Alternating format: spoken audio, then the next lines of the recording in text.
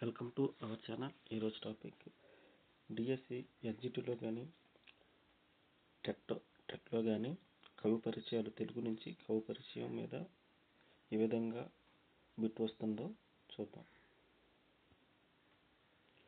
ఇప్పుడు బోయి భీమన్న గారు ఉన్నారు. ఈయన గురించి కవి పరిచయం మొత్తం పూర్తిగా మనం చూడాలి.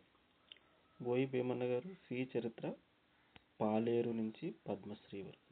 స్వీయ చరిత్ర పాలేరు నుంచి పద్మశ్రీ వరకు. ఇది స్వీయ చరిత్ర అని మనకు గుర్తుండాలి. అదేవిధంగా బోయి భీమన్న గారికి కేంద్ర సాహిత్య అకాడమీ పురస్కారం లభించింది.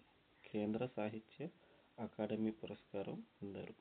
స్వీయ చరిత్ర అయితే పాలేరు నుంచి పద్మశ్రీ వరకు. ఇంకా ఈయన రాసినటువంటి నాటికలు పాలేరు, కూలీరాజు. ఇదివరకు మనం బోయి భీమన్న గారి రచనలు అంటే పాలేరు, కూలీరాజు ఇవన్నీ గుర్తుపెట్టుకునేవాడు. కానీ ఈసారి ఎలాగడుగుతున్నాడంటే నాటికలు పాలేరు, కూలీరాజు.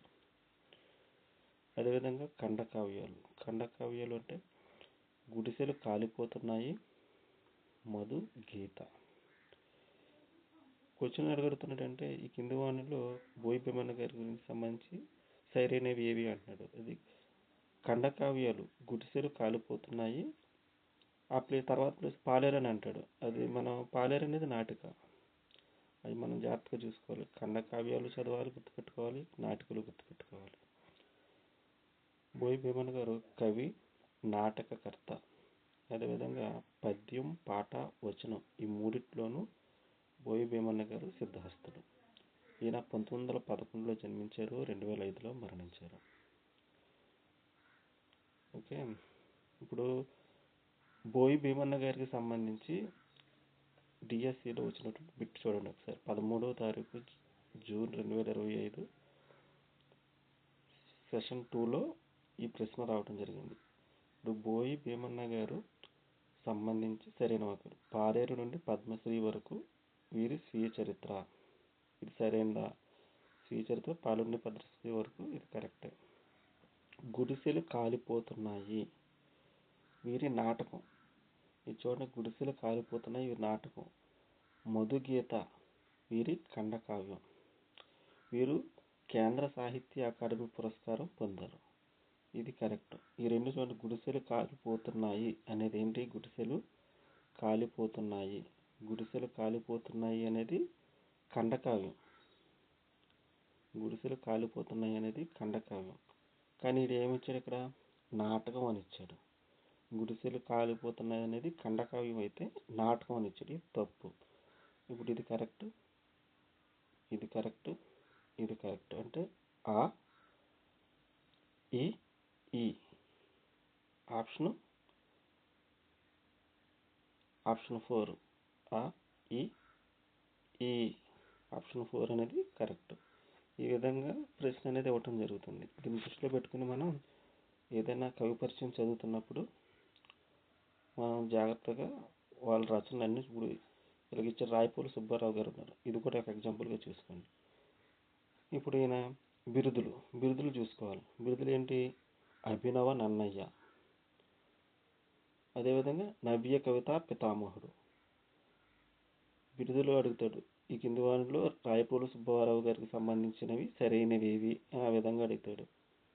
ఇప్పుడు చూడండి, రాయపూడి సుబ్బారావు గారు రాసినటువంటి కావ్యాలు తృణకంకణం, స్నేహలత, స్వప్నకుమారం, కష్టకమలం, ఆంధ్రావళి, జడకుచ్చులు, వనమాల. ఇవి కావ్యాలని మనం కరెక్ట్గా గుర్తుపెట్టుకోవాలి. కావ్యాలు తృణకంకణం, స్నేహలత, స్వప్నకుమారం, కష్టకమలం, ఆంధ్రావళి, జడకుచ్చులు, వనమాల. అదే బిరుదులు అభినవ నన్నయ్య, నవ్య కవిత పితామహుడు. అదేవిధంగా లక్షణ గ్రంథాలు రాశారు ఈయన. ఏంటవి? రమ్యాలోకం, మాధురీ దర్శనం. ఇవి ఉల్టా చేస్తాడు. లక్షణ గ్రంథాల ప్లేస్లోనేమో ఖండకావ్యం అంటాడు, లేదంటే కావ్యాలు అంటాడు, రివర్స్ చేస్తూ ఉంటాడు. ఇప్పుడు చూడండి, ఈ రకంగా ప్రశ్న వచ్చే అవకాశం ఉంది. ఈ వాక్యాన్ని పరిశీలించండి. రాయప్రోలు సుబ్బారావు గారు ఆధునిక తెలుగు సాహిత్యానికి చెందిన కవి. 1892లో జన్మించారు. ఇది తృణకంకణం ఆయన రచన. ఆయన 1950లో చనిపోయారు.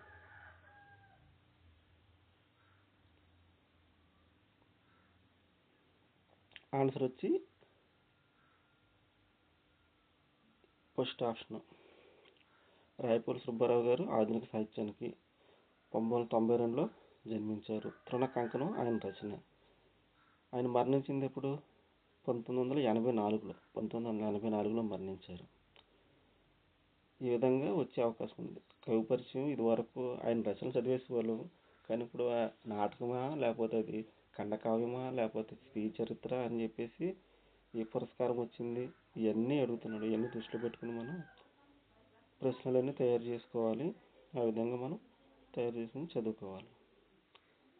ఇంకో బిట్ చూడండి. రాయపూడి సుబ్బారావు ఆధునిక తెలుగు కవి. ఆయన రచనలు తృణ కంకణం ఒకటి. ఈయన 19వ శతాబ్దంలో జన్మించారు. ఆయన కేవలం గద్య రచయిత. ఇది తప్పు. 3 కరెక్టే.